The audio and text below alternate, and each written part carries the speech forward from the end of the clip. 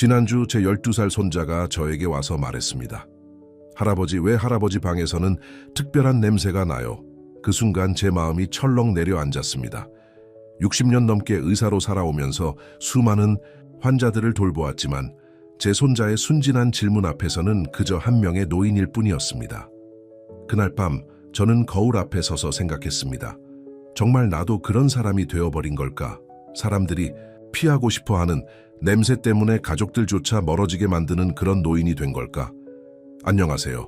저는 박영호입니다. 올해 91세이지만 아직도 주 3회 병원에 나가 진료를 보고 있는 현역 의사입니다. 1957년 의과대학을 졸업한 이후로 66년간 수많은 환자분들을 만나왔습니다. 그 중에서도 특히 노년기 건강 문제에 대해서는 누구보다 많은 경험을 가지고 있다고 자부합니다. 오늘 여러분께 말씀드리고 싶은 것은 단순한 의학 정보가 아닙니다. 이것은 우리 모두가 마주하고 있는, 하지만 아무도 솔직하게 이야기하지 않는 문제에 대한 이야기입니다. 작년에 85세 할머니 한 분이 제게 오셨습니다. 눈물을 글썽이며 말씀하시더군요. 선생님, 제 딸이 더 이상 저와 함께 있기를 꺼려해요. 손자들도 저만 보면 코를 막아요. 저는 매일 목욕을 하는데 왜 이럴까요? 그 할머니의 목소리에는 깊은 절망감이 담겨 있었습니다. 여러분도 비슷한 경험이 있으실 겁니다.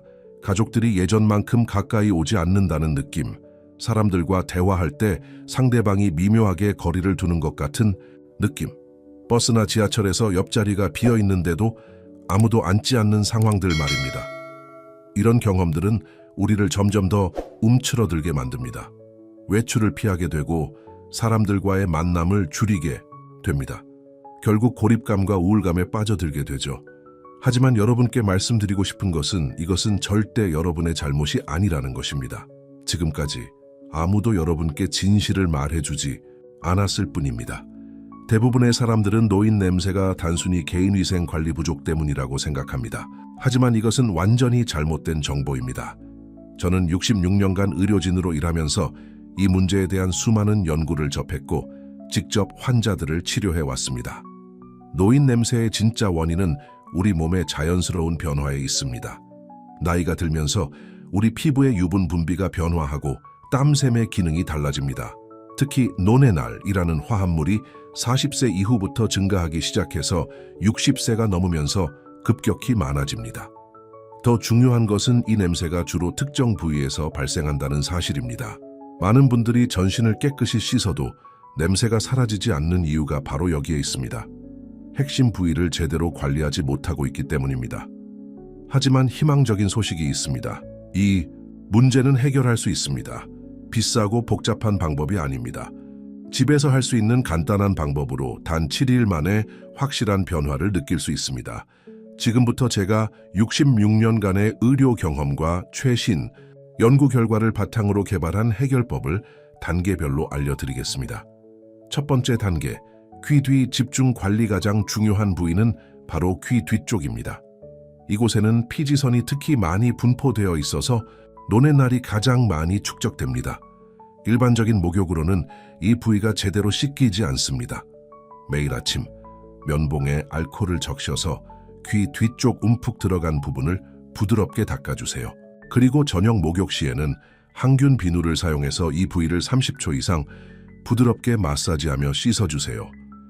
두 번째 단계, 목과 어깨 라인 관리. 목 뒤쪽과 어깨 라인 역시 노인 냄새가 집중되는 부위입니다. 이곳의 피부는 두껍고 주름이 많아서 냄새를 유발하는 세균이 번식하기 쉽습니다. 목 뒤쪽을 씻을 때는 일반 수건보다는 각질 제거용 타월을 사용하세요. 위에서 아래로 원을 그리듯 부드럽게 문지르면서 씻어주세요. 여기서 제가 환자분들께 추천하는 선배들의 지혜가 있습니다. 씻은 후에는 옥수수 전분을 소량 발라두세요. 수분을 흡수해서 세균 번식을 막아줍니다. 세 번째 단계, 겨드랑이와 가슴 부위 특별 관리. 나이가 들면서 겨드랑이 부위의 냄새 양상이 변화합니다. 일반 더드란트로는 효과가 제한적입니다. 겨드랑이를 씻을 때는 팔을 완전히 들어 올린 상태에서 모든 주름과 접힌 부분까지 꼼꼼히 씻어주세요. 씻은 후에는 완전히 말린 다음 항균, 효과가 있는 베이킹소다를 소량 발라두세요. 이것은 우리 어머니 세대가 사용하던 방법인데 현대 과학으로도 그 효과가 입증되었습니다. 네 번째 단계, 등 중앙 부위 관리 혼자서 씻기. 어려운 등 중앙 부위는 종종 관리가 소홀해집니다. 하지만 이곳 역시 피지 분비가 활발한 부위입니다. 긴 손잡이가 달린 등밀이 브러쉬를 사용하세요. 매일 목욕할 때 등 중앙 부분을 상하 좌우로 꼼꼼히 문질러 주세요. 이때 혈액순환도 함께 개선되어 피부 건강에 도움이 됩니다. 다섯 번째 단계, 발가락 사이와 발목 관리. 마지막으로 놓치기 쉬운 부위가 발가락 사이입니다. 이곳에 습기가 차면 특유의 냄새가 발생합니다. 발가락 사이를 하나하나 꼼꼼히 씻고 완전히 말린 후에 항균 파우더를 발라주세요. 발목 주변의 거친 각질도 정기적으로 제거해 주시고요. 이 방법들이 왜 효과적인지 과학적으로 설명드리겠습니다. 알코올과 항균 비누는 냄새를 유발하는 세균을 직접 제거합니다. 각질 제거는 세균이 서식할 환경을 없애줍니다. 옥수수 전분과 베이킹소다는 자연스러운 방법으로 습기를 조절하고 pH 균형을 맞춰줍니다. 그리고 마사지를 통한 혈액순환 개선은 피부 자체의 건강을 회복시켜줍니다. 실제로 이 방법을 사용한 분들의 이야기를 들려드리겠습니다. B세 김할아버지는 이 방법을 시작한 지 10일 만에 부인으로부터 여보, 요즘 뭔가 달라졌네요. 예전 같은 냄새가 안 나요. 라는 말을 들었습니다. 50년 결혼 생활에서 부인이 냄새에 대해 직접적으로 언급한 것은 처음이었다고 하시더군요. 김할아버지는 그때 정말 눈물이 났어요. 내 아내가 얼마나 참고 견뎠을까 생각하니까요. 라고 말씀하셨습니다. 신치 8세, 이 할머니는 3주 만에 손자들이 달라진 반응을 보였다고 합니다. 할머니, 오늘 뭔가 좋은 냄새가 나요 라고 말하는 손자를 보며 오랫동안 마음 한구석에 있던 걱정이 사라졌다고 하셨습니다. 7세 박할아버지는 이 방법을 통해 다시 사회활동을 시작하셨습니다. 경로당에 가는 것도 부담스러웠는데 이제는 당당하게 갈 수 있어요. 사람들과 가까이 앉아서 대화하는 것도 자연스러워졌고요. 라고 말씀하셨습니다. 여러분도 이런 변화를 경험할 수 있습니다. 하지만 무엇보다 중요한 것은 여러분 자신이 느끼게 될 변화입니다. 거울을 볼 때의 자신감, 사람들과 만날 때의 당당함, 가족들과 가까워질 수 있다는 안도감 말입니다. 저는 66년간 의사로 살아오면서 수많은 환자분들이 건강을 회복하는 모습을 지켜봤습니다.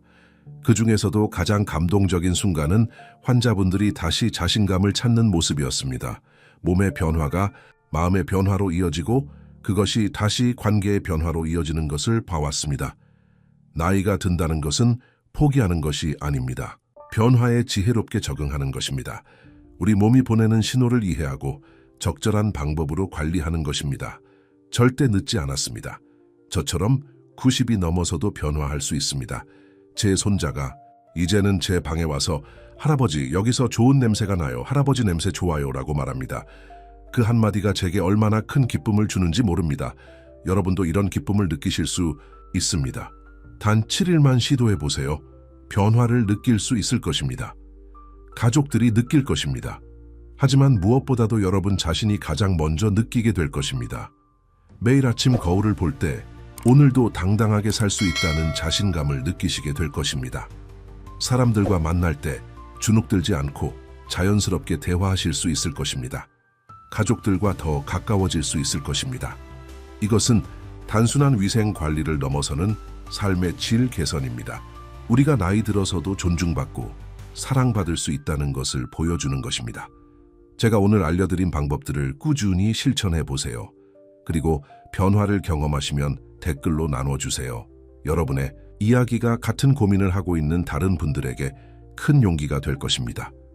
오늘 이 영상이 여러분께 도움이 되었다면 좋아요 버튼을 눌러주세요. 그리고 같은 고민을 하고 있는 주변 분들과 꼭 공유해주세요. 구독 버튼도 잊지 마시고요. 앞으로도 우리 나이에 필요한 실용적인 건강 정보들을 계속 전해드리겠습니다. 여러분 모두 건강하시고 자신감 있는 노년을 보내시기 바랍니다. 저는 91세 현역 의사 박용호였습니다. 다음 영상에서 또 뵙겠습니다.